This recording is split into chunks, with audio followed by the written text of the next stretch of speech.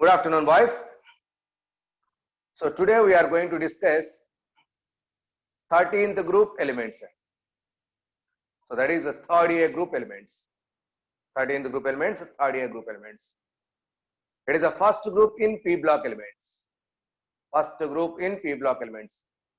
So in P block total 6 groups are there. That is 13, 14, 15, 16, 17, 18. Total 6 groups are there.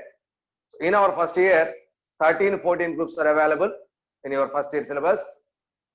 So 13, 14, 15, 16, 17, 18 in second year end. So that is why. So we have 2 groups, two more groups are there. That is 13th group and 14th group. So today I will start 13th group elements. 13th group elements. Okay. Let us discuss one by one. So just like your S block elements. So here also what are those elements? What are the trends? Next, what are its physical properties, chemical properties, and their compounds? Some important information about this 13 group elements. So let us discuss one by one.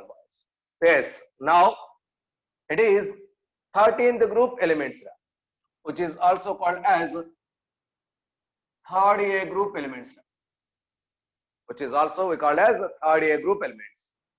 So it is present. These elements are present in 13th vertical column of the periodic table. 13th vertical column of the periodic table. That is why these are called as 13th group elements. What are those elements? So let us observe those elements. Those are boron, aluminum, gallium, indium, thallium. Boron, aluminum, gallium, indium, thallium. These are the 5 elements in the 13th vertical column. So these are called as the 13th group elements. What is the first element? Boron. So that is why this group is also called as the boron family. Boron family. So starting with boron. Okay. Now, what are the atomic numbers first? So atomic number of boron, Z is equal to 5. Boron atomic number 5. Aluminum, add H. 5 plus 3, 5 plus H, that is 13, is the atomic number of aluminum. Add 18, 18 plus 13, that is 31, is the atomic number of gallium. Add one more 18, that is 49, is the atomic number of indium. As 32, that is 81, is the atomic number of thallium. So just by addition of those difference of elements. Okay, so 5, 13, 31, 49, 81. These are the atomic numbers of this group elements. Now, what are the electronic configurations? Let us observe boron. So atomic number 5 means, I am writing here. So 1s2, 2s2, 2p1. It is the first orbit, it is the second orbit. Second orbit contains 3 electrons, first orbit contains 2 electrons. This is the outermost electron which is entered into the p subshell. That is why this element is a p block element. No doubt, already we completed in your periodic table. So outermost electronic configuration 2s2 to p1. 3 electrons. I am writing shortly like this. So 2, 3. Inner orbit contains 2 electrons. Outermost orbit contains 3 electrons. Like that, it is add one more 8 electrons. That is 2, 8, 3. 2, 8, 3. 18. 2, 8, 18, 3. That is the number of electrons in those respective orbits. That is one more 18.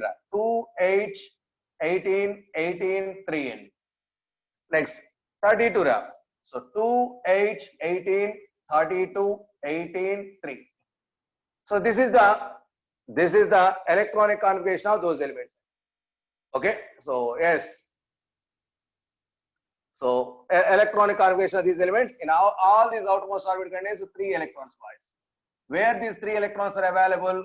So 2 electrons in s orbital, 1 electron in p orbital. So it is ns2 np1. This is the outermost electronic configuration of our 13th group elements. So general outermost electronic configuration of 13th group elements is ns2 np1, contains 3 electrons. So in the same orbit. So that's why it is third A group elements. Same orbit. 3 electrons. Okay, so this is general outermost electronic configuration, ns2 np1. Next, what is the nature of these elements? So boys, all these elements are general elements. All these elements are general elements. So no radioactive element is available here, but boron has a little bit. Boron has a little bit. That is radioactive nature. Boron has a little bit radioactive nature, natural radioactivity. So see here what we observe. Boron has some natural radioactivity. Boron has some natural radioactiveness. So some natural radioactivity. Twice, among all these elements, aluminum is the most abundant element in the earth crust. Among these 13th group elements, so among 13th group elements,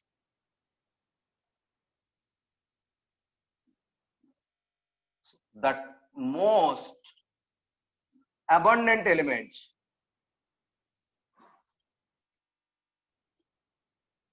in the earth crust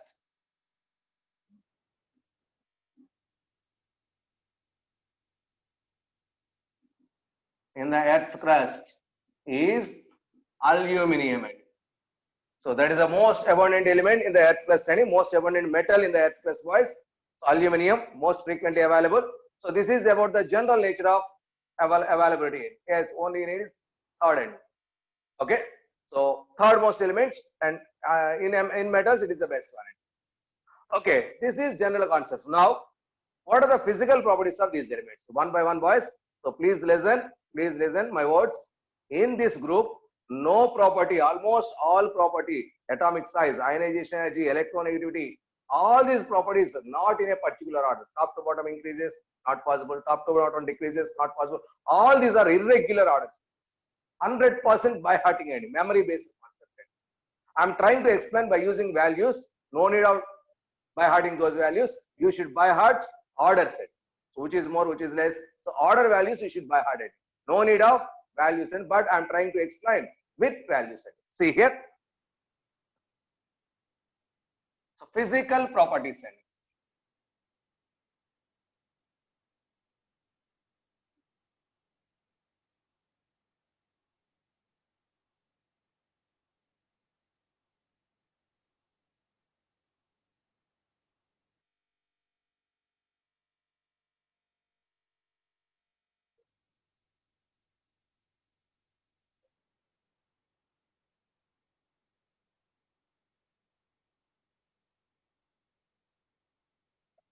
First one.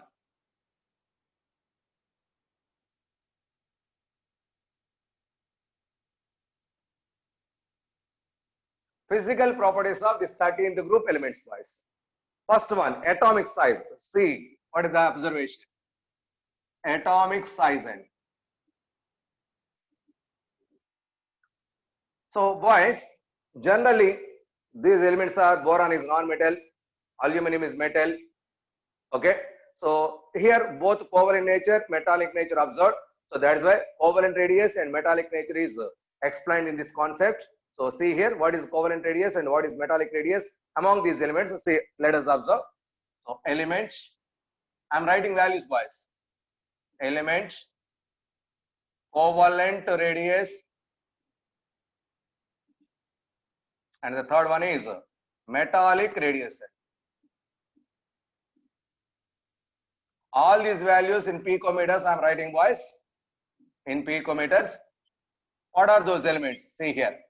Boron, aluminum, gallium, indium, thallium. Let us observe the values. So it is covalent radius 88. It is 125. It is also 125 and it is 144 and it is 149 picometers. See the observation. Here aluminum and gallium having same covalent radius. Covalent radius both aluminum and gallium is the same. Please keep in mind. After that, indium increase and then thallium increase, but gallium, aluminum, both have same covalent radius. Both have same covalent radius. Keep in mind. So not regular trends. So generally top to bottom size increases, but here almost the same and covalent radius. Let us observe metallic radius, boys. That is, it is 88 metallic radius. 88, 88, 143, 135, 167, 170, 167, 170 picometers, boys. Now let us observe once again. So here aluminum and gallium. So gallium radius is less than that of aluminum radius. Here gallium size is equal to aluminum size. So in case of covalent radius of gallium is equal to aluminum. Here covalent radius of gallium is less than that of aluminum. Why, sir? Why this problem is available? It is due to poor screening effect of d orbitals present in gallium. So poor screening effect. So because of that poor screening effect, this nucleus strongly attracts this valency outermost electrons. So because of that strong attractive force, because of that size decreased. So actually increased size suddenly decreased. So that is equal to here aluminum, but here is less valued. So these two values, these two conditions, these 2 points due to poor screening effects of d orbitals in gallium. And poor screening effect of d orbitals in gallium. Because of this happened, boys. So please try to identify which is big, which is small. So based on these values, you should write the orders. You should write the orders. Okay. So this is about atomic size. Atomic size. Okay. Next, second point, that is density. It is a regular trend, boys. Density. So density increases from top to bottom. So it is in regular trend, boys. So density increases from top to bottom. So no problem. It is, keep in mind. Next, melting and boiling points. Very, very, very important. Third one.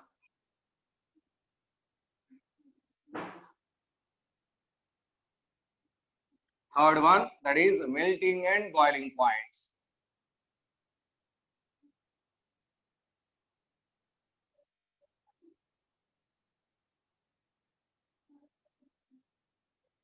Third one, melting point, boys. Let us observe first melting point, after that boiling point.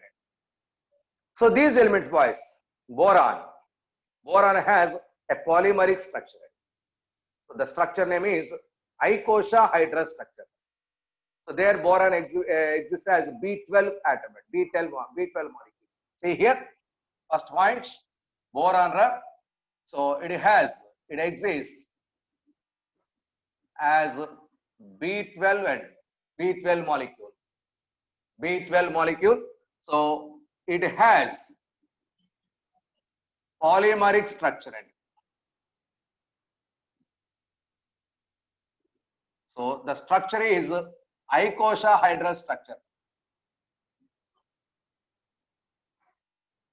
Icosahedral structure. It is not possible to draw here, boys. So there is a special type. It has a triangular faces. Number of faces are available. So if you want, please search in your Google. Okay. So it has icosahedral structure.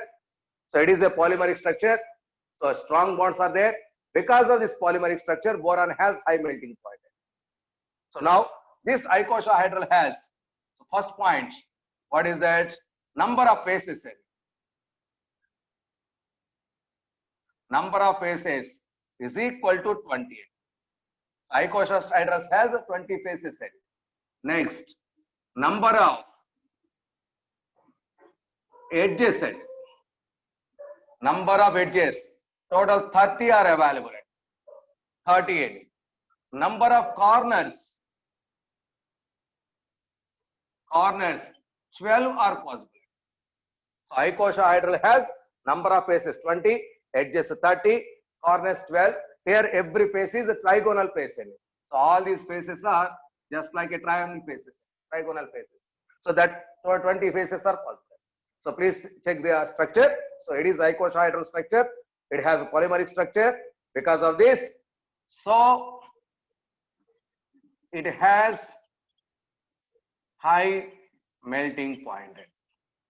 So it has high melting point. Boron has high melting point because of its polymeric structure.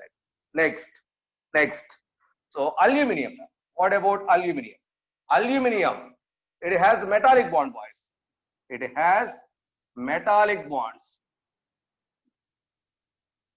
It has metallic bonds, somewhat weakened, somewhat the next.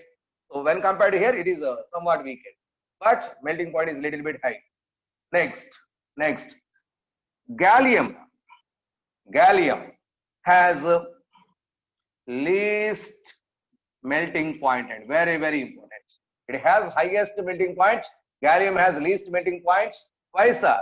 Why gallium has least melting points? Because gallium exists as Za2 molecule. So gallium exists as Za2 molecules. Between Ga2 molecules, there exists weak van der Waals forces. So here, between Za2 molecules, weak van der Waals forces are there. Weak van der Waals forces are there. Because of weak van der Waals forces, it is easy to break. That is why melting point is lower. Highest melting point for boron and least melting point for gallium. And so now observe the values. So I'm writing values, boys. So that is, I'm writing here element. So here I'm writing element and melting point values in Kelvin scale. Element melting point values in Kelvin scale. Boron, so 2453 value in Kelvin scale. Aluminium, nearly 933 Kelvin. Gallium 303. Indium 403 Kelvin. Thallium, it is a 576 Kelvin. So these are the values, boys. Please keep in mind. No need of values by hearting. So only highest value for boron and least value for gallium. Highest value for boron and least value for gallium. Now what is the boiling point order? Sorry, melting point order. So order. So what is the melting point order, boys? So which is gallium is the least one. Gallium less than, next chance, indium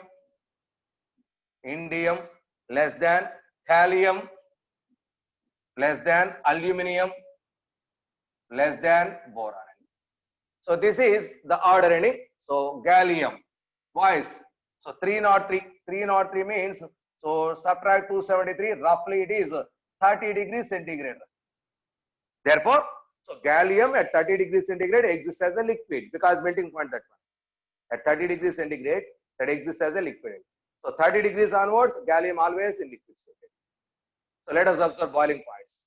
How much for gallium also? So okay. So now boiling point, boys. So note down the points, note down these values also, but no need of by heart. Next.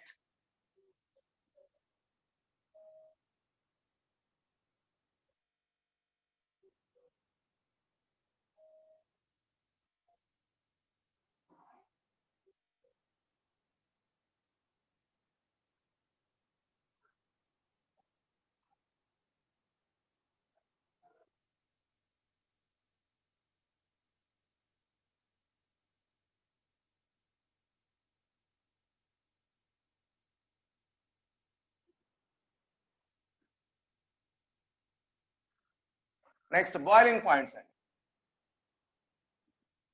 These boiling points decrease gradually down the group. So it is a particular order is available. Decrease from top to bottom. Decrease from top to bottom. Let us observe the values. So what is that element? Boiling point in Kelvin scale. Boron, aluminum, gallium, indium, thallium. So boiling point, how much? It is a 3927. Aluminum 2740. Gallium, it is a 2676. Indium 2353. Thallium, it is 1730. So these are boiling point values. Let us observe. See here, gradually decreases, no doubt. So let us observe gallium. So subtract 273. It is almost all 2400 degrees centigrade. So that means melting point of gallium is 30 degrees centigrade. Boiling point of gallium is roughly 2400 degrees centigrade. Roughly, that means at 30 degrees to 2400 degrees centigrade, gallium always exists in liquid stage. That means high liquid range is available.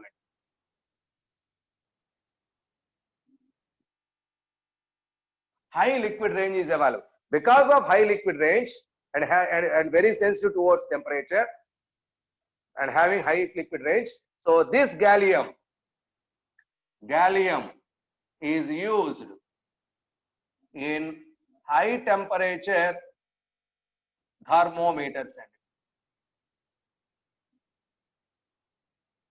So very important point.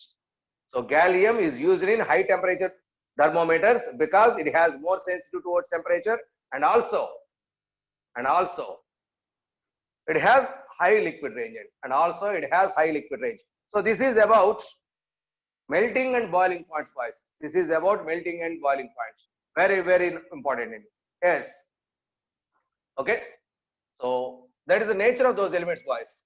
So no need of explanation. No explanations are available. So all these are based on facts. Okay. So now ionization energy and IP values.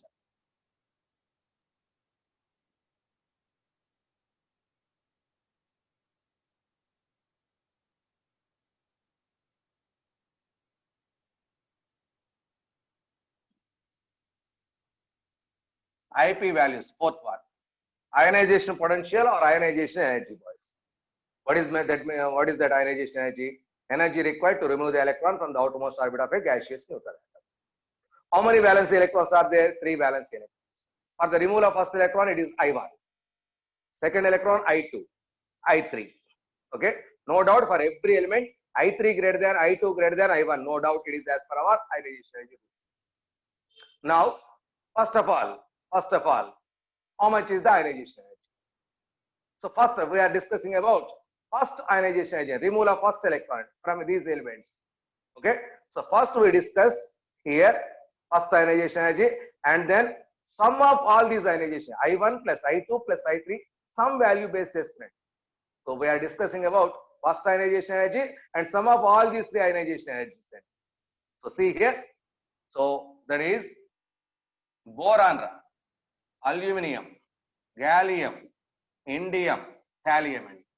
I am writing ionization energy values in kilojoule per mole. Kilojoule per mole. So its value is 801 kilojoules. 801. It is 577. 577 is the value. It is 579. It is that is 558 ionization energy. Thallium has a 589. Thallium has a 589. Okay. Now let us observe, boys. It is 801. It is 801. So one compared to barium, that is boron to aluminum. So boron to aluminum, ionization energy decreases largely. Ionization energy decreases largely. There is a large decrease in ionization. Now come to the point, gallium, aluminum to gallium. Aluminum to gallium. Please see that. It is 577, 579. Almost same and a little bit increase. So little value is increasing. Please see observation. Please observe. Now gallium to indium. Gallium to indium. 579, 558. Value decreased. considerably decreases it. Next 558 to 589 increased it. So that means decreased, increased, decreased, increased. So please consider these values. All these are fast ionization energies. All these are fast ionization energy of all these elements. Fast ionization energies. So highest value is applicable for boron. Least value where it is aluminum has least value. Sorry, indium has least first ionization energy. Indium has least first ionization energy. Why, sir? Actually, top to bottom ionization energy generally decreases it, but here the value is more. So actually, we expected here more or less ionization energy, but here is more value. Why, sir? Why this value is more? So this high value is due to lanthanide contraction.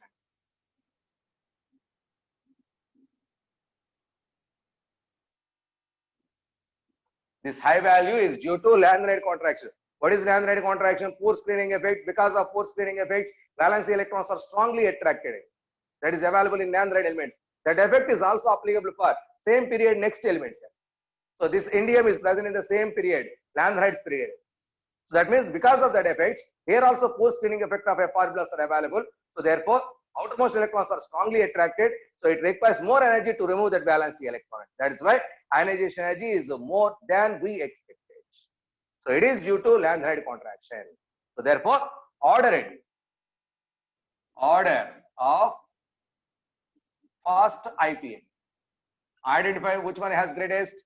That is boron greater than, thallium greater than, next gallium greater than, aluminum greater than, indium.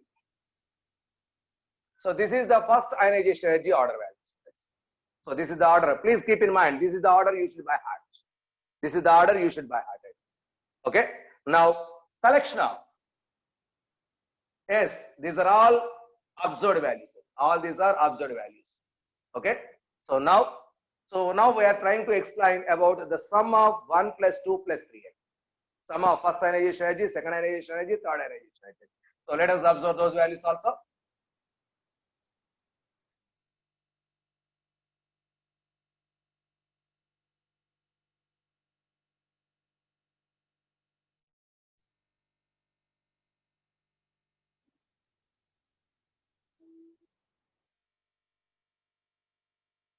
So that is element I1 plus I2 plus I3 values are in kilojoule per mole. Boron, aluminum, gallium, indium, thallium. Boron, aluminum, gallium, indium, thallium. Now what are these values? That is 68887 kilojoules. Aluminum 5137. 5137. Gallium 5520. 5520. Indium 5082. Thallium 5407. Boys, all these are observed values. All these are observed values.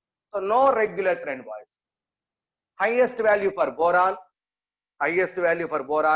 least value for indium. Least value for indium. Okay. So this is the values ionization. Sum of all first, second, third ionization energy values, boys. So now order that is boron greater than, gallium greater than, thallium greater than, aluminum greater than, indium. Aluminum greater than indium. This is the first, second, third ionization some value order. So you should keep in mind this order. You should keep in mind this is the order. It is very, very, very important. Okay. So next, that is electronegativity. It is also some irregularities. So it is also some irregularities, boys. So electronegativity. So Abhishek, please wait. I will explain. Based on not here. So some other properties are there. Based on that, which one is more stable, which one is less stable, I will explain it. So electronegativity. What is this electronegativity? See, observe. What is that element? Boron, aluminum, gallium, indium, thallium boys. Element. Next, electronegative value on Pauling scale. I am writing Pauling scale values, boys. So electronegativity on Pauling scale. Boron, it has 2 end. It has 1.5. It has 1.6, 1.7, 1.8. These are the electronegativity values, boys. These are the electronegativity values. That means, so boron has highest and least one for aluminum. Least one for aluminum. So see here, that is order. Boron greater than, thallium greater than, indium greater than, gallium greater than aluminum. Gallium greater than aluminum. Very, very important. So least electronegativity for aluminum. It is least electronegative element. Least electronegativity means greatest electropositivity. That means most electropositive. More electropositive means more metallic nature. So therefore, more metallic. So therefore, among these 5 elements, which one is the most metallic in nature? Aluminum has. So generally top to bottom metallic nature increases. Not here. Here aluminum has greatest metallic nature. Aluminum has greatest metallic nature. It has best reducing property. It has best reducing. So later we will discuss. Okay. So therefore, please keep in mind. So aluminum has 1.5 value. So this is the order of electronegativity. It is the order of electronegativity. So more electropositive element is aluminum. It has more metallic nature. It has more metallic nature. Next property, that is oxidation states. Very, very important.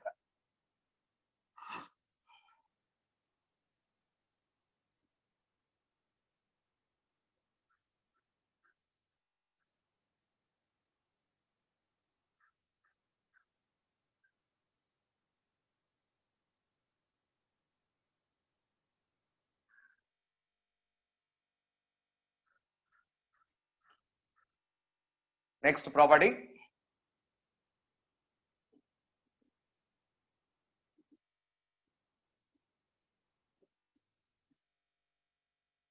Oxidation state of the elements. Oxidation state, boys. So how to explain? Generally, oxidation state is explained on the basis of electronic configuration. Based on number of unpaired electrons in the outermost orbit, we can explain the concept. So let's just observe the concepts. Very, very important. So here, outermost electronic configuration, right? Outermost electronic configuration, that is NS2 NP1. For these elements, outermost electronic configuration NS2 NP1. Now I am converting that one into box method. So that is NS2, it is NS orbital.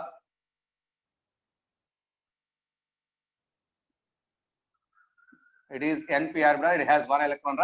It is ground state. Ground state electronic configuration. Outermost ground state electronic configuration. So please observe. So here only one unpaired electron exists and a pair of electrons which are in s orbital. A pair of electrons which are in s orbital and an unpaired electron is there. One unpaired electron gives one bond only possible in ground state. So that means these elements can form only one bond in its ground state. That is why they exhibit plus for oxidation. Ground state means having least energy. Less energy, more stable condition. So that means those orbitals have less energy and it is the most stable situation. Okay. So now it has one unpaired electron.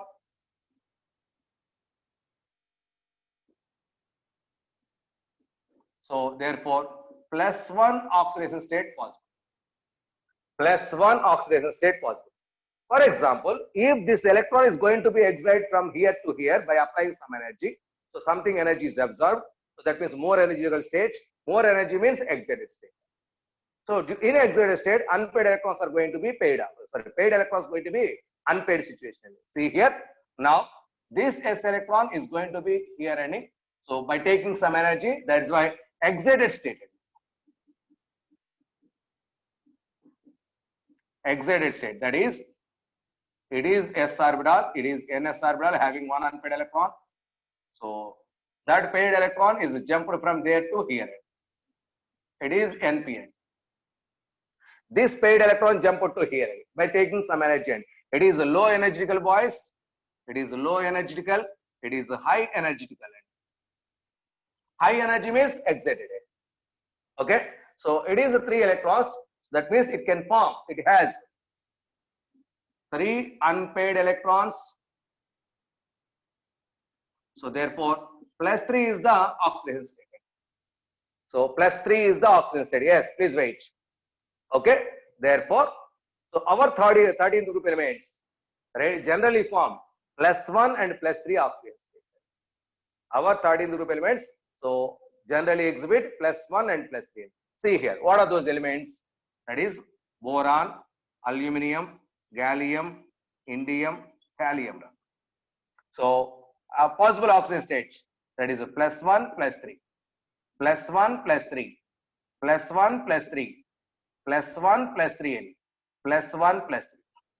Observe, boys, from top to bottom, +3, +3, oxidation state, stability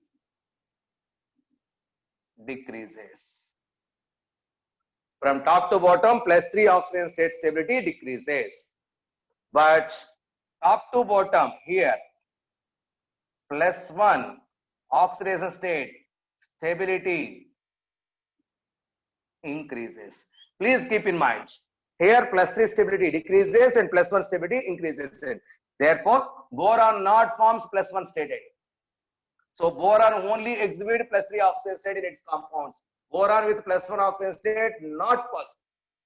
Boron only exhibits because why? I will explain it. I will explain. So next, thallium. So +3 possible, but +1 is most stable. It is stable. For thallium, +1 is stable. For boron, +3 is possible. Okay. Therefore, top to bottom +3 stability decreases and +1 stability increases. Why, sir? Why? It +1, that means it can form +1 means this excitation is not available.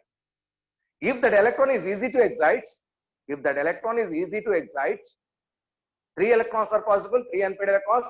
3 unpaired electrons gives bond formation. But that excitation from top to bottom decreases. The excitation tendency from top to bottom decreases. Yes.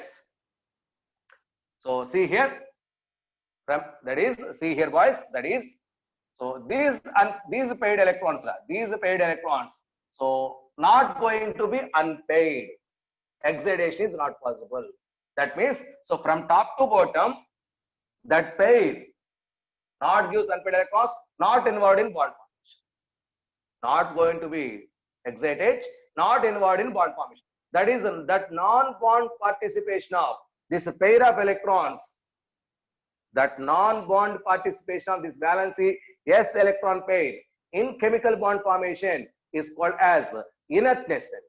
This is the pair without bond formation, without involving bond formation, not involving bond formation. So that behavior is called as inert behavior. So therefore, this pair we call as inert pair. This inert pair tendency from top to bottom increases. In a group, from top to bottom, inert pair tendency of that S electron pair increases. That is, inertness increases. Inertness increases means non-bond participation increases. So therefore, it is not involved means only this one involved. That is why +1 is bottom at the bottom is stable. That effect is called as inert pair effect. So why +1 is stable here? Why +1 is stable? That means thallium has +1 stable end. It is due to inert pair effect. It is due to inert pair effect. What is this inert pair effect, sir? Inert pair effect is means non-bond participation of valency s electron pair in chemical bond formation. So see here, I'm writing here where I'm writing here any inert pair effect. What is this inert pair effect? That is reluctance means non-bond participation. Reluctance of valency s electron pair. Yes, electron pair in chemical bond formation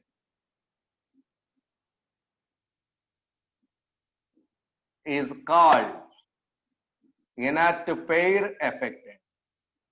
Is called inert pair effect. That means reluctance, non-bond participation. That reluctant tendency from top to bottom increases. So why that inert pair? Yes, wait session. I will explain. So that inertness, that inert pair effect from top to bottom increases. See here, inert pair effect from top to bottom increases. Inert pair effect from top to bottom increases. That means inert pair effect is very, very high. Non-bond participation here is very, very high. That means these two electrons not involved in bond formation. Therefore, only exhibit plus one oxygen state. Sir? Why this inert pair effect is available? Why this inert pair effect is possible? Where it is more? At the bottom. Where this bottom element is available? After lanthanides. After lanthanides, this element is appear. So because of that lanthanide contraction, this inert pair effect happens. So what is the reason for this one? So here, because that electron pair is strongly attracted by us, no need of unpairing situation. So it is due to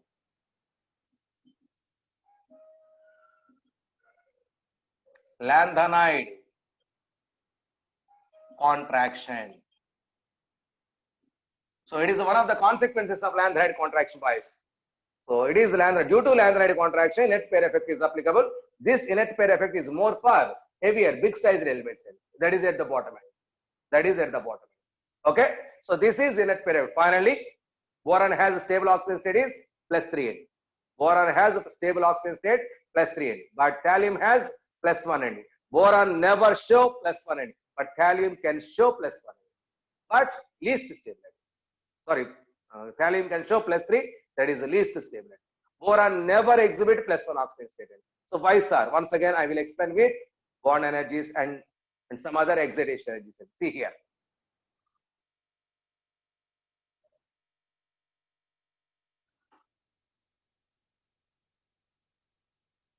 Here some theory is there. That is why I am trying to explain, boys. Every day, number of reactions, reactants, products. Boring. But today there is a concept to explain.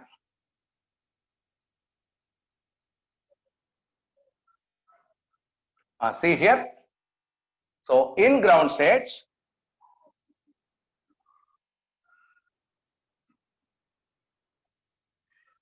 only one unpaired electron. Therefore, so for example, if boron involved in bond formation, so boron with chlorine one bond and a pair of electrons available. Similarly, thallium. Thallium, it gives a bond and has an electron pair. So according to our theory up to now, this pair is inert pair. Am I correct, boys?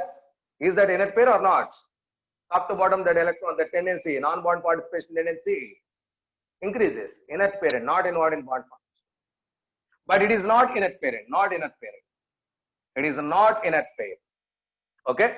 So because of this, see here. So if it is unpaired up, that gives 3 bonds are possible. It is in excited state. In excited state, so this is, these unpaired electrons are going to be paired. That is, these paired electrons going to be unpaired. So and involved in bond formation, there is BCl3. BCl3 is possible. Similarly, if it is possible, let us try. So thallium with 3 unpaired electrons, this is possible. So during bond formation, some energy is released. That released energy is called as bond energy. Bond energy. So therefore, here I am trying, let Y be the bond energy. Let Y be the bond energy. Let X be the excitation energy. So that means this is going to be excited. After excitation, this is possible. Let X be the excitation energy and Y be the bond energy. Bond energy is the released energy. Excitation energy is the absorbed energy. In this case, X is less than Y. In this case, X is less than Y. That means excitation energy is less than that of released energy. Absorbed energy less than that of released energy. That is why it is possible. So that is why. So this is possible. Therefore, this is existed. Therefore, plus 3 is exist. Here, X is less than Y. X means excitation energy. So therefore, excitation energy of boron is less than that of bond energy of boron. So because of this reason, so BCl3 existed. But here, X is greater than Y. But there, X is greater than Y. Okay? Yes, never possible. So minus 3 is never possible, boys. See here. So X is greater than Y. Because of that, this compound not exists because excitation energy is more than that of bond formation. The absorbed energy is more than that of released energy. That is almost that is not possible because of that inertness. Therefore, this compound not exists. Only this exists. Only this one exists. Therefore, thallium plus 1 compounds are very, very stable. Thallium plus 1 compounds are very, very stable. Boron plus 3 compounds are very, very stable.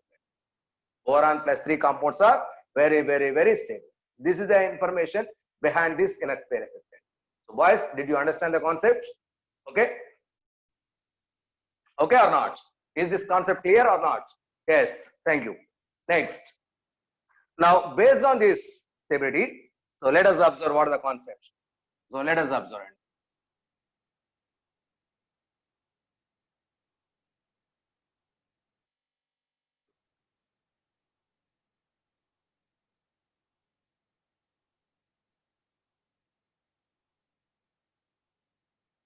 So finally, thallium plus 1 compounds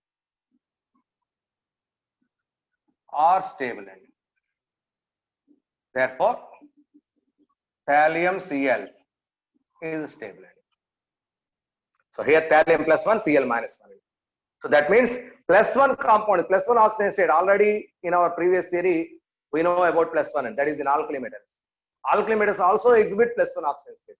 But thallium also exhibit plus 1 oxygen state. Therefore, so it is plus 1 boys. Alkali metal compounds, in alkali metal compounds, 1A metal has plus 1 state. Therefore, thallium plus 1 compounds are similar than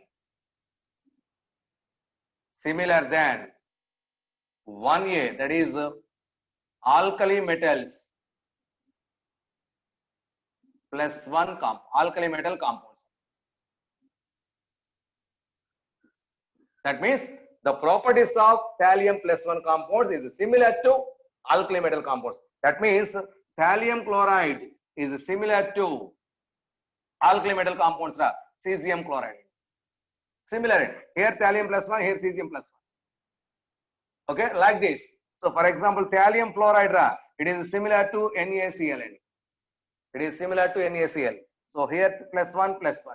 That means the thallium plus 1 compounds are having similar properties with respect to our alkali metals. Please keep in mind, very, very, very important. Very, very important. So see here. So thallium, boys, it is important. Thallium fluoride structure similar to NaCl structure. Thallium fluoride structure is similar to NaCl structure. NaCl structure FCC, thallium fluoride also FCC. So, but other fluorides, other halides, structure is similar to cesium chloride structure. So NaCl structure is FCC, cesium chloride structure is BCCl. Cesium chloride structure is BCCl. So that means thallium compounds are similar to thallium plus 1 compounds are similar to alkali metal compounds. Alkali metal compounds. Okay. Next. One more point, boys. That is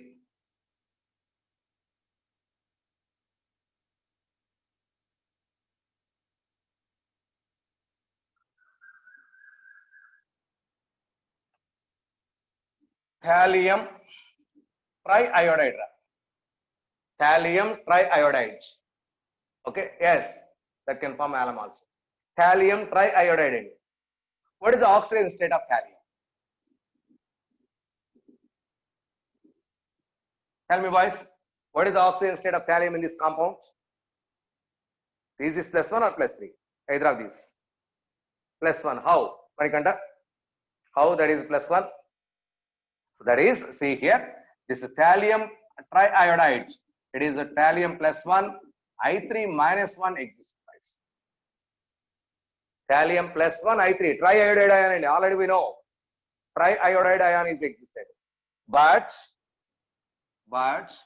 in excess of iodine, so thallium tetraiodide ion is possible. Thallium tetraiodide ion. Here thallium exists in +3, iodine in -1 exists. So thallium exists in +3, iodine in excess of iodine. But so thallium triiodide, thallium oxidation state is +1 and triiodide ion. Very important. Very important. Okay. So one more, that is thallium trichloride. Here thallium is in +3 state and Cl is in -1 state and unstable, boys. Unstable. This is also interesting.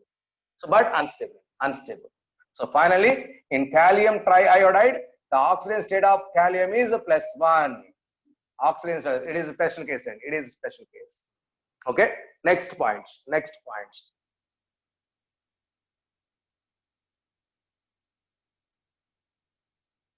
That is, boys, from boron sides, boron +1 and boron +3, which is more stable? Which is more stable, boron +1 or boron +3?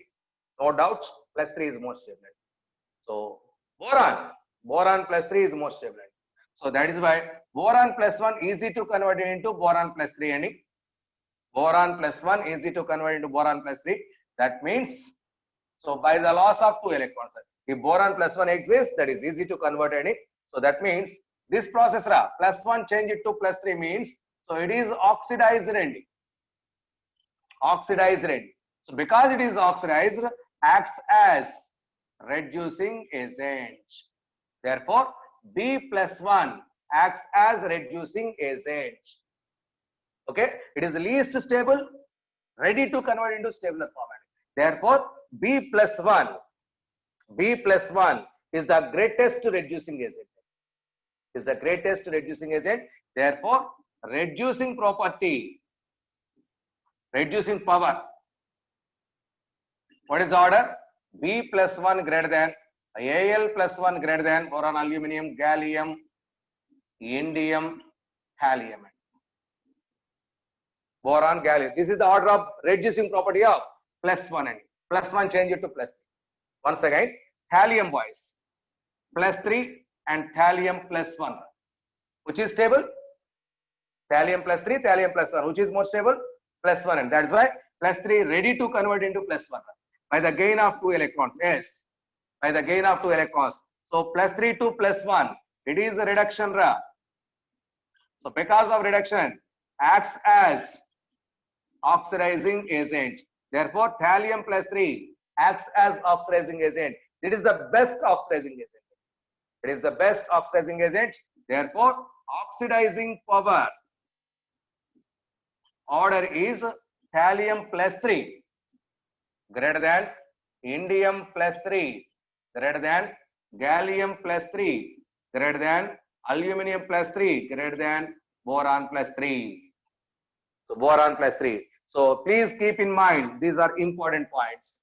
Please keep in mind, these are very, very important points. So this is all about oxidation state and their stabilities and corresponding concepts. Okay. So this is about oxidation states. Now, next property, next general property, that is physical property, that is nature of compounds.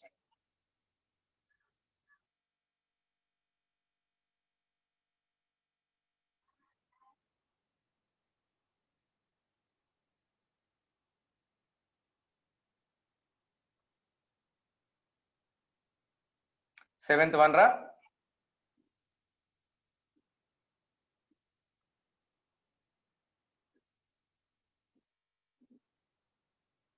Nature of compounds, boys. Boys, is boron exhibit plus one oxidation state? Tell me. Is boron exhibit plus one oxidation state? Almost not possible. Is boron exhibit plus three oxidation state? Is boron exhibit plus three oxidation state? Yes, yes. Note down this point. So boron plus 3 exists only in compounds. Only in compounds.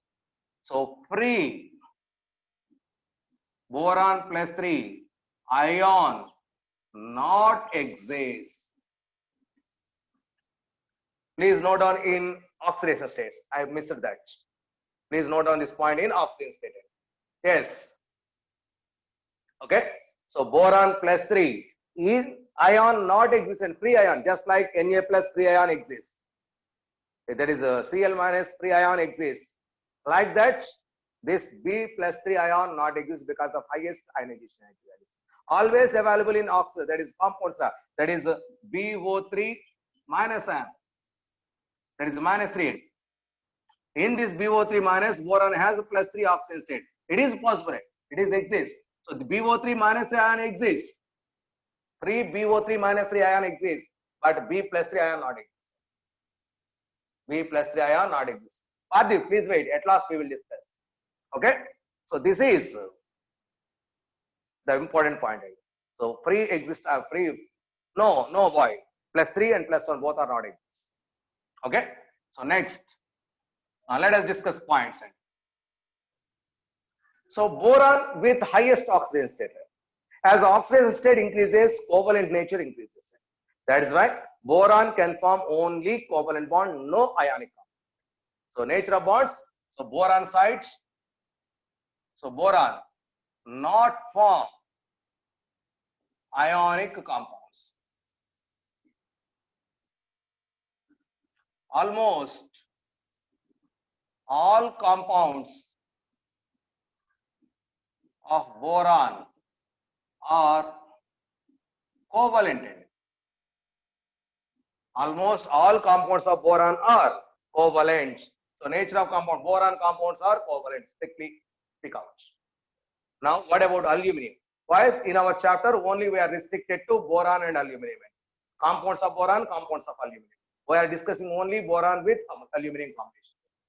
Okay, next compound, next concept, aluminum. Aluminum. So because aluminum is the more metallic nature and electropositive, because of more metallic nature, it can form ionic compounds also, ionic bonds also. So that's why can form ionic compounds. Example, AlF3. AlF3 is ionic compound wise. Let us observe what is the electronegativity on Pauling scale of aluminum. Aluminum has 1.5 already I wrote twice. Fluorine has 4 difference value 4 minus 1.5, which is it is 2.5 it is greater than 1.7. If the difference is greater than 1.7, the compound should be ionic. Already we explained at the time of electronegativity in your periodic table. Okay, so therefore it is ionic. So because greater than 1.7. Similarly, Al2O3 aluminum oxide, which is called as alumina, anhydrous chemistry. So that is why aluminum, once again it has a 1.5 Oxygen, it is a 3.5. Now the difference, so 2 and so 2 is greater than 1.7. It is also ionic wise. That means AlF3, Al2O3 are ionic compounds. That means aluminum can form ionic compounds. Generally, some ionic compounds are there. Along this, covalent compounds are also possible. Covalent compounds. Next, so can form covalent compounds also. So can form covalent compounds also. See boys, example, anhydrous aluminum halides, particularly aluminum halides, except AlF3 are covalent. Are covalent. Anhydrous aluminum halide, that means AlCl3. AlCl3 anhydrous is covalent. AlCl3 anhydrous compound is covalent. It is covalent. Anhydrous AlCl3 covalent.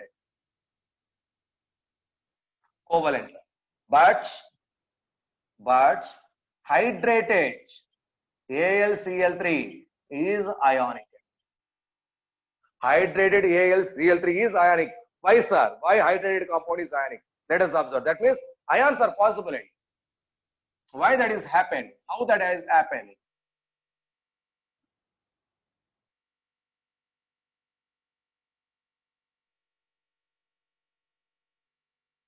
Al aluminum plus, see, 3 chlorine atoms. This combination gives AlCl3. Okay, it is the way to form AlCl3. Let us observe. Al converts into Al plus 3. Here I1 plus I2 plus I3 are there. So after taking this I1, I2, I3, so aluminum plus 3 ion is formed. All these I1 plus I2 plus I3 are absorbed energy. Here I1 plus I2 plus I3, it is energy absorbed. It is energy absorbed. Now Cl convert by taking electron converts into Cl minus. It is electron affinity. Electron affinity is energy release process. But 3 electron affinities are there. 3 times energy is released. That means electron affinity of Cl, it is 3 times and it is released process. Please keep in mind, it is released process. So next, after that, so 3 Cl minus ions are coming out. So these are in solution. This Al plus 3, this Al plus 3, this Al plus 3, when dissolved in water, hydrated it. So therefore, hydrated energy, hydration energy of Al plus 3, it is released. Next, Cl minus when dissolved in water, Cl, hydration energy of Cl minus is also released process. So 3 ions are there. 3 ions are there. So therefore, all together, this is released, this is released, this is released twice. So that means hydration energy of Al plus 3 into electron affinity of Cl atom plus 3 into hydration energy of Cl minus. Overall, this is released energy. This released energy is more than that of this absorbed energy. That's why it is happening. It is happening. So that means ions are existing. Therefore, it is ionic. This released energy is greater than that of this absorbed energy. This value is more than that of this value. So that is why it is available. So that is why in aqueous solution, if no hydration is there, so it is should be lessened. There it is only covalent nature. Only covalent nature. So that is why. So yes, we know I1 plus I2 plus I3 of aluminum. Already I wrote. Please check. That value is more than that of this. That value is less than that of all the sum of these values. So it is absorbed. This sum is absorbed value. This sum is released value only. So it is released. So released value is more than that of absorbed value. Therefore, ions exist. Therefore, it is ionic. So that is why in hydrated situation only that AlCl3 is ionic. If no hydration is there, automatically it is covalent. Anhydrous AlCl3 is covalent, but hydrated AlCl3 is ionic because of this reason. Because of this reason, it is very, very, very important. Okay. So now next property any, that is reduction potentials, SRP values.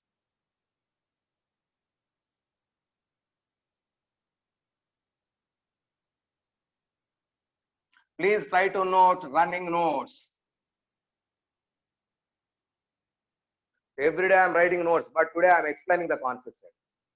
Okay, please note down. Please note down. Now SRP value set. There is 8th one, standard reduction potential. That is SRP values. SRP values for this group. Standard reduction potential value set. Okay, so now see the values. Boys, here our elements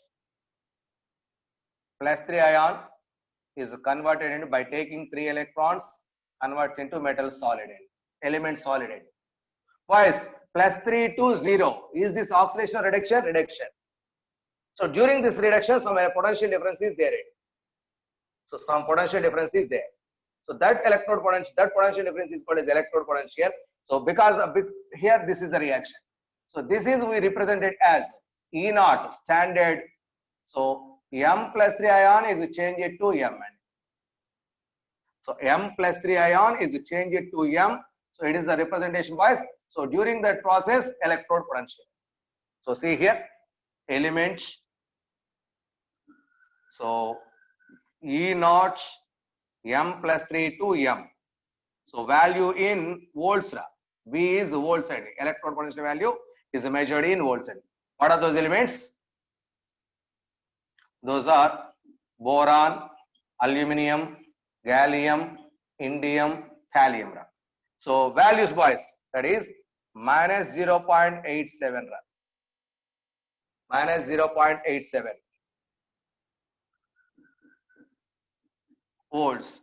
Aluminum -1.66 volts. Next, gallium -0.56 volts. Indium -0.34 volts. Thallium plus value that is 1.26 volts. 1.26 volts. See here. So see here, that is boys, reducing property is inversely proportional to SRP value. Oxidizing property or power is directly proportional to SRP value.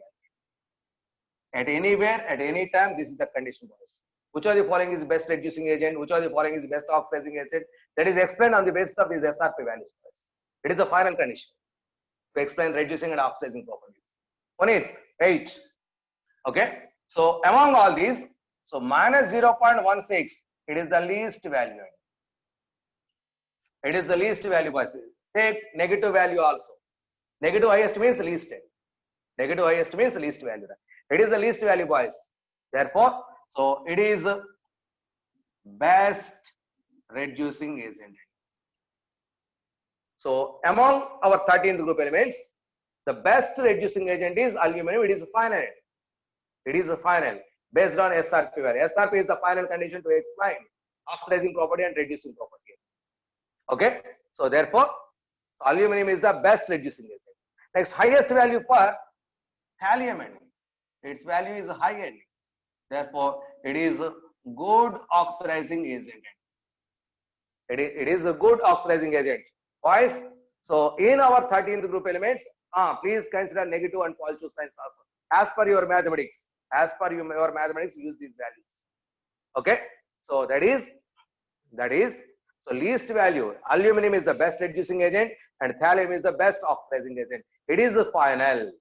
So that means entire 13th group elements, aluminum is the good reducing agent because of it has high metallic nature.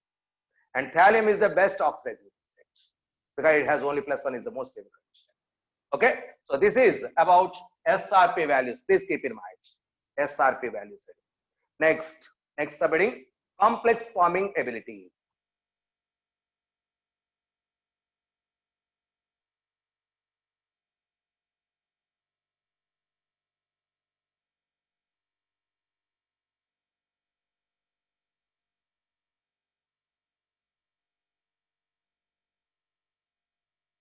Next one, ninth one.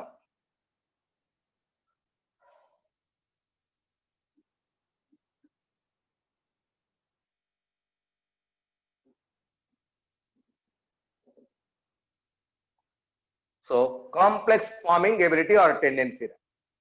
First of all, when an element can form complexes, what are the requirements? Already I explained in previous classes. So now for complex forming, what are the requirements? So for this requirement, one is small size. First point, small size is required. Second one, high charge. Third one, vacant orbitals. That is empty orbitals.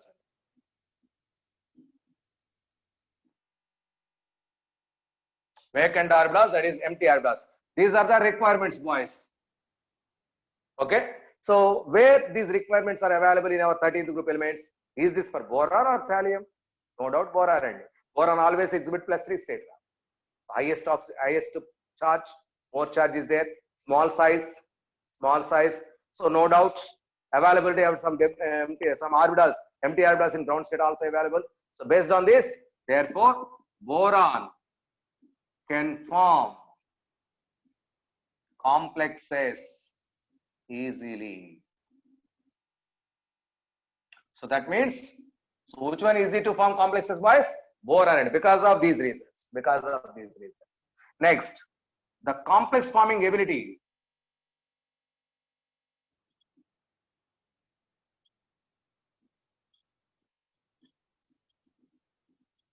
decreases down the group. The complex forming ability decreases down the group. That means which can form easily complexes? Boron. And next chance, aluminum. Boron and aluminum is ready to form complexes. So see here. So boron.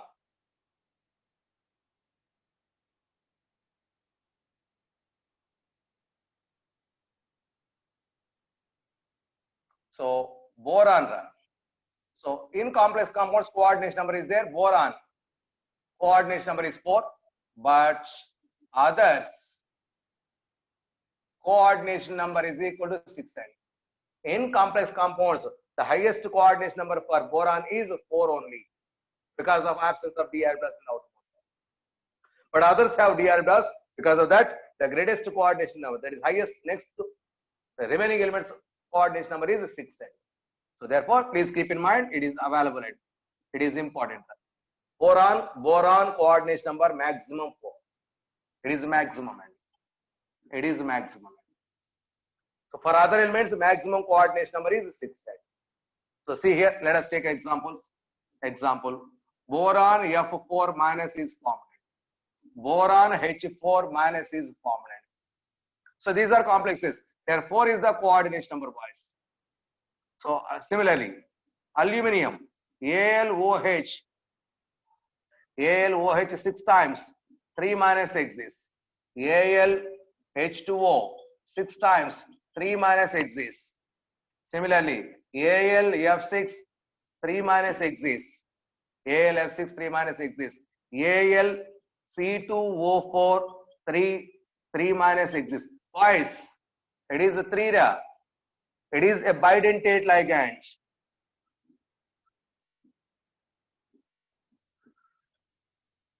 Bidentate ligand means one ligand gives 2 coordinate covalent bonds. All these are monodentate. One molecule gives 1 bond. But here 1 molecule gives 2 bond space. So that means 3 molecules, 3 to 6. That's why here also coordination number 6. Okay. So therefore, aluminum coordination number 6. Boron coordination number 4. So these are possible, boys. These are possible. Okay. So complex forming tendency top to bottom decreases. Now here an important point. Please take note point. Please take a note point.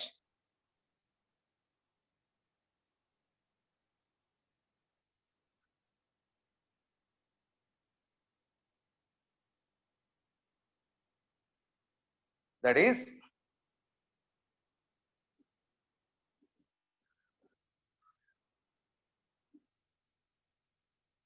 AlOH thrice, aluminum hydroxide. In acidic medium, exists as how, and in basic medium exists as how. How is this exists in acidic and basic medium? In acidic medium and a basic, it is not out basic. Okay, so see here, AlOH thrice. I am representing this compound in complex way. That is AlOH thrice, H2O thrice. Because aluminum has a coordination number 6 side.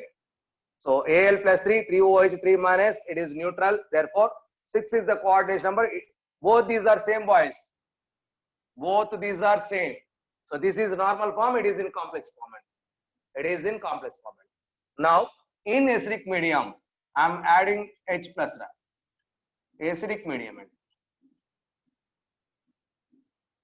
That means acid is added. So all these three as H plus ions added to this OH minus ions. So H plus OH minus gives H2O. 3H plus 3OH minus gives 3H2O.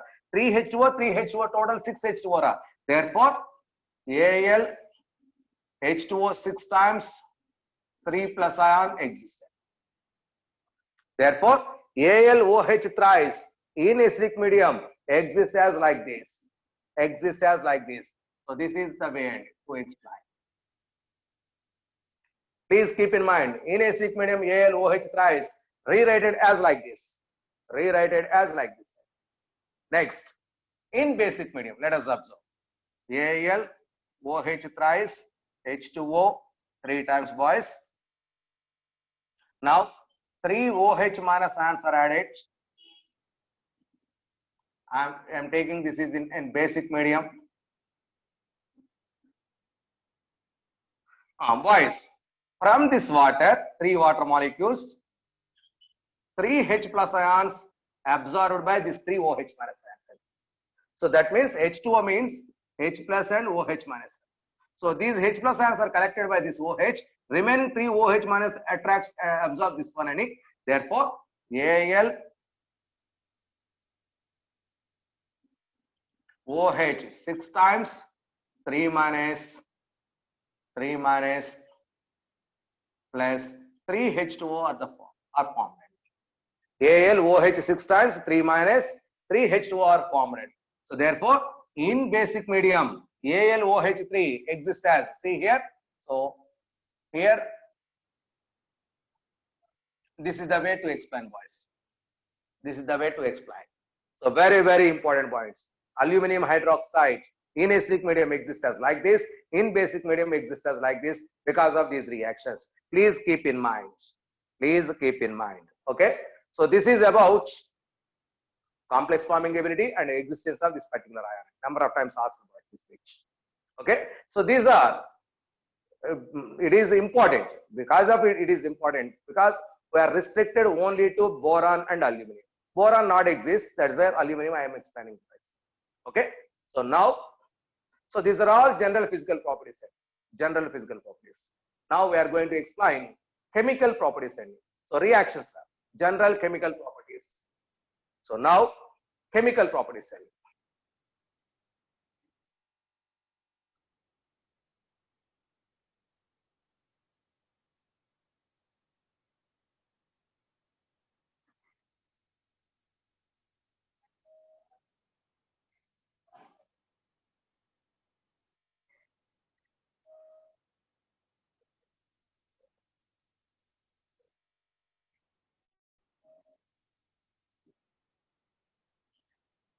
First one,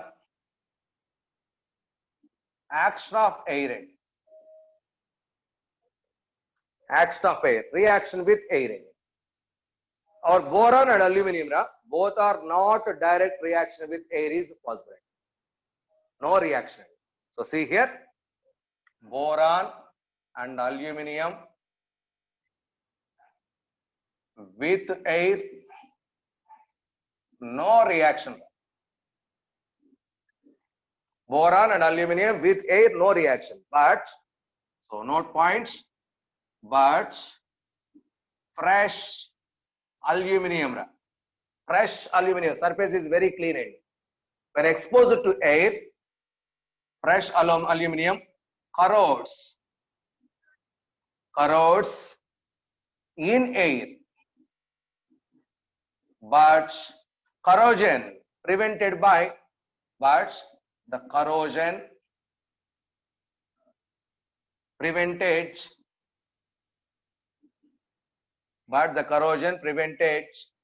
due to the formation of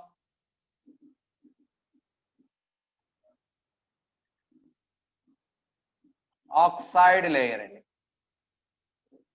So due to the formation of oxide layer on aluminum surface. So due to the formation of oxide layer on aluminum surface, corrosion. Boys, do you know corrosion? Iron corroded. So what is the meaning of corrosion? Corrosion means the mass of that metal decreased when it is focused to atmospheric gases. The mass of metal decreases when it is focused to atmospheric gases, because that react with atmospheric gases, converts into another compound, and metal is decreased.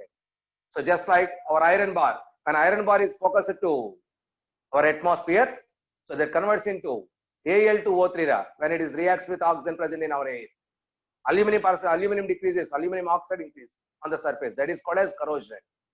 So like that, aluminum oxide is formed. That oxide prevents further reaction. So that is why corrosion is stopped. That means Al2O3, whenever it is formed, further reaction is stopped.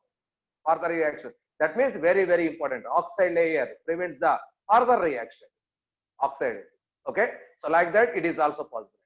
Next, that is, but when these are burned in air, reaction takes place, boys. See here, one more point. When powdered aluminum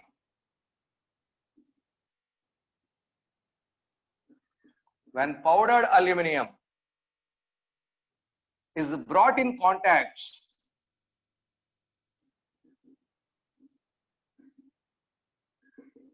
with liquid oxygen, liquid oxygen, that is explosion reaction takes place. That means, so aluminum powder, O2 liquid, very fast reaction, that is explosion reaction, gives Al2O3. This is possible, boys, with liquid oxygen. Now, next, both boron and aluminum burn in air, gives respective oxides, and nitrides. Oxides and nitrides. See here, when boron reacts with nitrogen from air, gives boron nitride.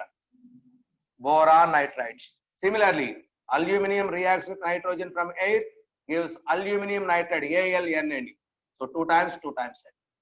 Next, when boron reacts with oxygen from air, gives B2O3.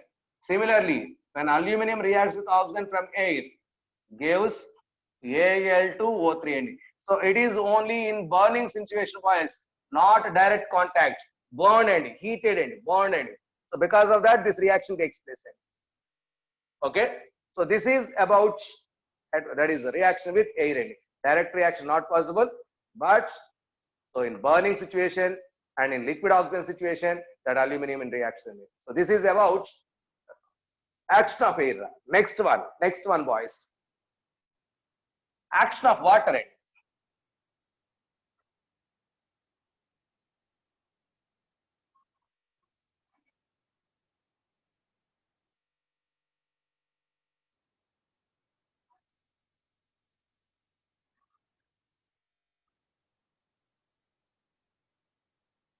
Next, second one, action of water. Action of water. Boys, both boron and aluminum with direct cold water, almost no reaction. Almost no reaction. See here. Boron, water, cold situation, no reaction. No reaction. But when same boron reacts with steam, very, very high temperature, that gives respect to oxides and evolves hydrogen gas. And hydrogen gas is evolved. So only with steam it is reaction possible. With cold water, no reaction. Must keep in mind. Similarly, aluminum. Aluminum with water, that is cold water. Aluminum with cold water, almost no reaction.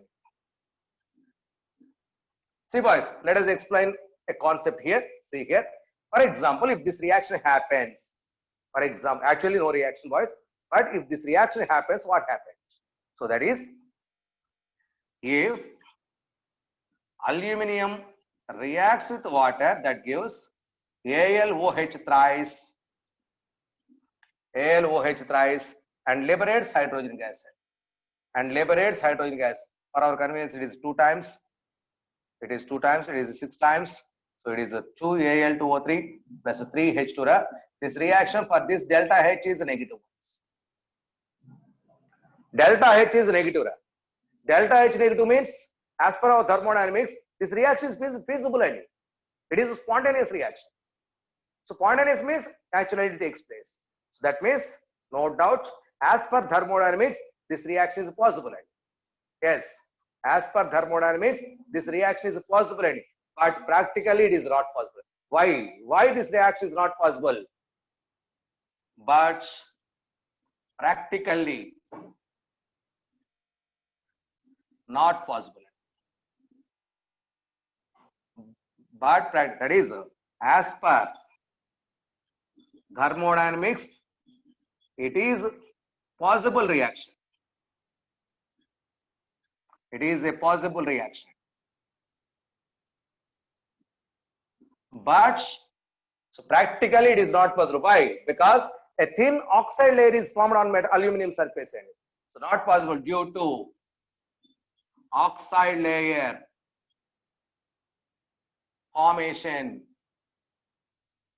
on the surface of aluminum. Because of this oxide layer formation, so it is going to be non-reactive stated. So that is why, so with cold water, almost no reaction. With cold water. So maybe with powder possible. But as per our knowledge, as per our textbook, so it is not possible, boys. Okay. Finally, this is corrected. Finally, this is corrected. Okay. So this is with reaction with water. Reaction with water. Next point, reaction with acids. Reaction with acids.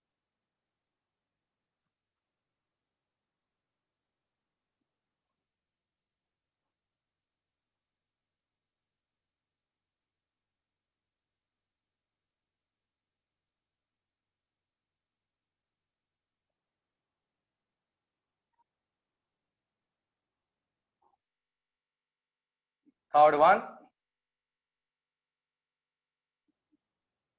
reaction with acids. Boys, in our lab, generally 3 types of acids are used. One is HCl, second H2SO4, third HNO3. See here, HCl, H2SO4. And it is involved in reaction that gives H2O, SO2, and nascent oxygen is released. Next, HNO3. When it is involved reaction that gives H2O, NO2, nascent oxygen is released. But HCl, H plus, Cl minus, no nascent oxygen is released. That is why these two acids are called as oxidizing acids. This is non-oxidizing acid. So generally, so HCl is considered as non-oxidizing acid, doesn't release free oxygen. But HNO3 and H2SO4 both are oxidizing acids. Our boron not reacts with non-oxidizing acids like HCl, but reacts with these two oxidizing acids. So see here, first point, boron do not react with non-oxidizing acids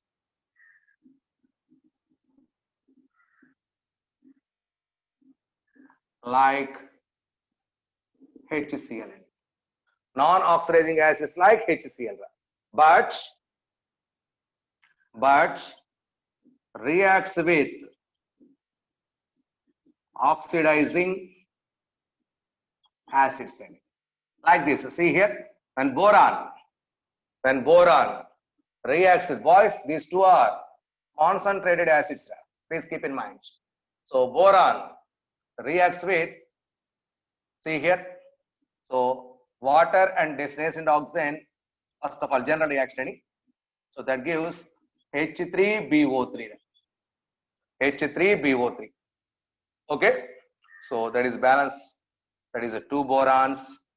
So 2 boron, 2 H2O, 3 oxygens. That gives a 2 H3BO3. So it is a general reaction, boys. So why it is reacts? So oxidizing acids in the presence of water reacts with boron gives H3BO3. This oxygen released here. So that is why with this reaction possible, with this reaction not possible. So now, so what are the reactions here? That is when boron, 2 boron atoms reacts with 3 H2SO4 gives, so the formed H2O reacts with H3BO3, that is gives H3BO3 plus remaining SO2 is coming out. Remaining SO2. So 2 plus 3, that is 2, 3. Similarly, so 2 boron atoms reacts with 6 HNO3 gives 2 H3BO3 plus 6 NO2. 6 NO2. So this is the reaction of boron with H2SO4 and HNO3. With H2SO4. No reaction with HCl. No reaction with HCl. Okay. So that means boron plus HCl, no reaction.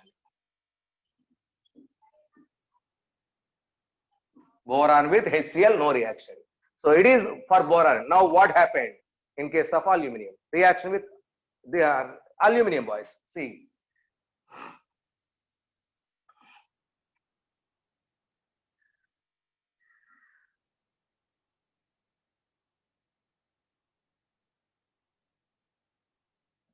That is, aluminum reacts with dilute HCl and gives AlCl3 plus H2 gas is liberated. AlCl3 plus H2 gas is, that means aluminum reacts with, yes, Sudan. Aluminum reacts with dilute HCl and gives AlCl3, that is 3 times 3 by 2 H2. Okay. Next, same aluminum reacts with concentrated HCl. Same reaction happens twice. AlCl3, it is not, it is AlCl3 plus 3 by 2 H2. That means, so aluminum with both dilute and concentrated HCl liberates hydrogenic acid. Liberates, but this reaction is a slow reaction, but this reaction is a fast reaction. So from this observation, what we have to give a statement, that is, as the concentration of HCl increases, speed of the reaction also increases. So see here, note points. Note, as concentration of HCl increases, rate of reaction also increases. As concentration of HCl increases, on the rate of reaction also increases. It is important. It is important. Now, what happened with H2SO? See here. So it is with HCl. So next with H2SO4. With H2SO4. So aluminum reacts with H2SO4. That is dilute H2SO4. That is dilute H2SO4. That gives Al2SO4 thrice and liberates hydrogen gas. Al2SO4 thrice and liberates hydrogen gas. So try to balance this equation. That is, so 3 times, so Al 2 times, so 3H2, 3H2. So hydrogen gas is liberated with dilute H2SO4 boys. So same aluminum with the concentrated H2SO4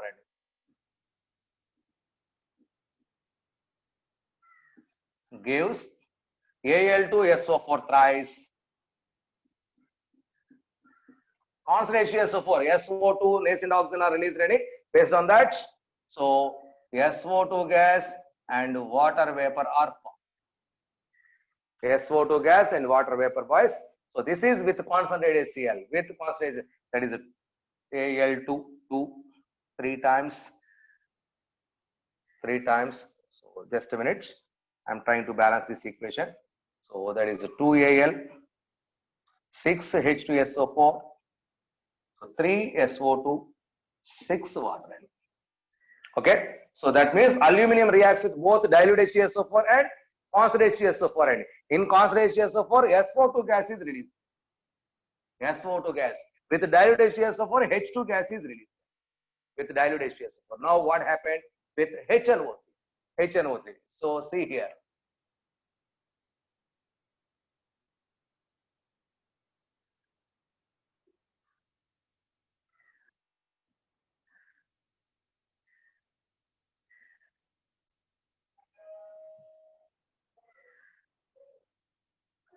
So aluminum with HNO3.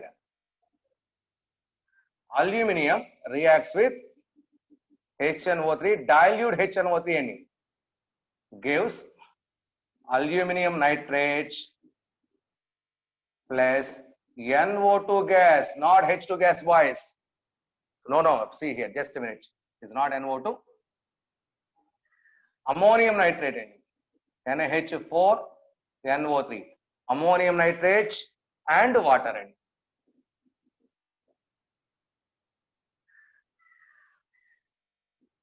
Ammonium nitrate with water.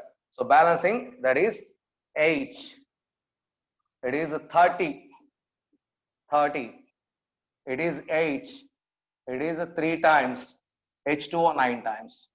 It is a balanced equation, boys. So here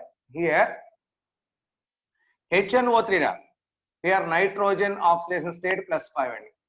In ammonium nitrate, NaH, nitrogen oxidation state minus 3. Therefore, here HNO3 reduced to NaH4NO3. It is important point. With dilute HNO3, their HNO3 is reduced to ammonium nitrate. So please see the oxidation states. Okay. Now, aluminum with concentrated HNO3 rendered passive.